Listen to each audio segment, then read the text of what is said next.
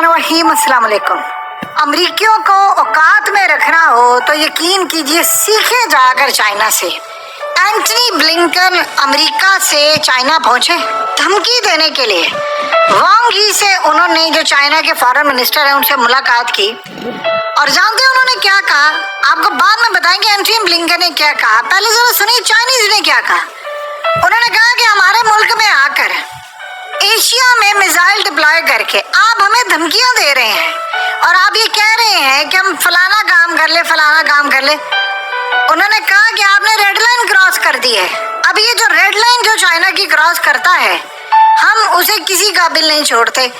America अपनी मुनाफिकाना रवैये से बाहर आ जाए। हमारी रेड लाइन क्रॉस करने की आप गलती ना करें। आप एशिया में जाकर मिसाइल डिप्लॉय करेंगे, ताइवान से ताल्लुकात बनाकर हथियार उनको देंगे और हमें आप लेक्चर देंगे हमारे ही मुल्क में आकर और ये कहेंगे कि जी आप लोग रशिया को टेक्नोलॉजी फराम कर रहे हैं, उसको पार्ट्स दे रहे हैं, वो अपनी मिसाइल टेक्नोलॉजी में आगे जा रहा है, फलाना जा रहा है, ये कर रहा है, वो कर रहा है।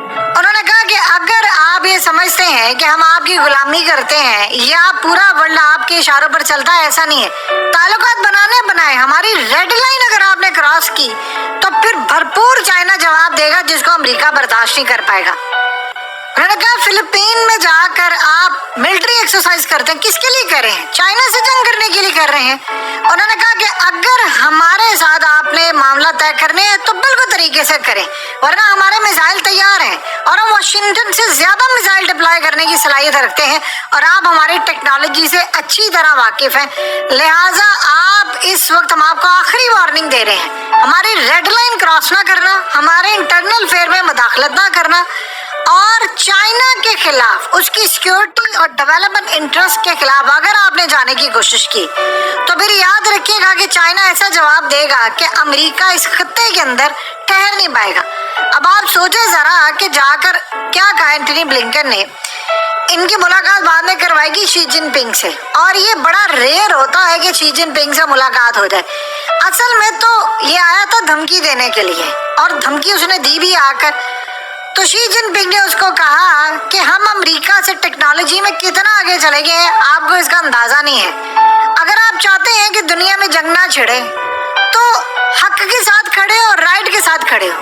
यानी असल में वहां पर ऐसी चीजें डिस्कस हुई कि आप दुनिया में तीसरी जंग अजीम छेड़ने की तैयारियां कर रहे हैं, यानी आप लोग इजराइल को हथियार दे रहे हैं, पूरी दुनिया मिडिल ईस्ट आप आग में झोंक रहे हैं और हमें आकर हमारे मुल्क में लेक्चर दे रहे हैं कि जी फलाना काम करना है, काम नहीं कर रहा। उन्होंने कहा कि मुआशी जंग हुई तो अमेरिका ठहर नहीं पाएगा। एंटनी ब्लिंकन ने उनको कहा कि जो अमेरिका की फर्म है वो आपकी कंट्री के अंदर उनको लेवल प्लेइंग फील्ड नहीं मिल रही, यानी जिन्होंने इन्वेस्टमेंट की हुई है, जिन्होंने सब कुछ किया है या जो माल लेती है और देती है। तो उन्होंने कहा कि आप लेवल प्लेइंग फील्ड की बात करते हैं, आप बात करते हैं जो पूरी दुनिया के अंदर जंगें हो रही हैं उसके पीछे आपका हाथ है।